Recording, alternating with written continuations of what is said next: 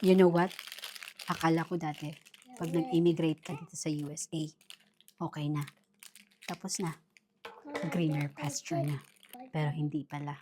Kung ito rin yung mali mong akala, panoorin mo tong video na to. Isa akong medical representative sa Pilipinas. Hanggang sa naging caregiver ako sa Israel for almost 7 years bago ako napunta dito sa USA. Noong una, akala ko, pag nakarating ako sa USA, okay na lahat. Stable na, wala na akong poproblemahin. Pero hindi pala. Don't get me wrong, oo. Maganda ang government dito sa USA. May nakuha akong free allowances para sa akin at kay Matt noon. Nung pagdating ko dito. Pati medical bills ay libre noon nung pinanganak ko si Matt. Pero syempre, hindi naman ako pumunta dito sa USA para umasa sa government lang. So, nagtrabaho ko na nagtrabaho. Sa loob ng 5 months nang walang day off, 8 to 12 hours a day hanggang sa nagkasakit ako. So, I was in a 2 months sick leave before. No work, no pay. At may mga bills pa ako na kailangan kong bayaran. Yung gamot na kailangan kong bilhin. At higit sa lahat, meron akong infant that time. So, naisip ko na lang paano ako makakasurvive nito sa loob ng 2 buwan na wala akong sasahurin. So, I pray to God na sana magkaroon ako ng extra income.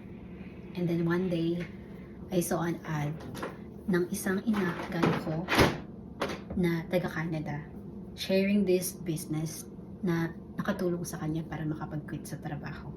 And by the way, ang asawa niya ay isang engineer din sa Canada. So, na-curious ako. So, I messaged her and asked her about the business. And of course, I did my due diligence too. I searched about this business before I started. Fast forward, now, I'm earning 4 figures. 4 figures just this month na equivalent for my 2 months salary as a CNA. And you know what? Last Monday lang, I received a 12 checks sa aking mailbox. This income is equivalent to my 1 month salary as a CNA. I believe that you deserve more than a paycheck to paycheck. And I believe that you and your family deserve more. More of you, not less of you. So if you're ready and you want an extra income, just message me or comment yes. And I will guide you. Okay?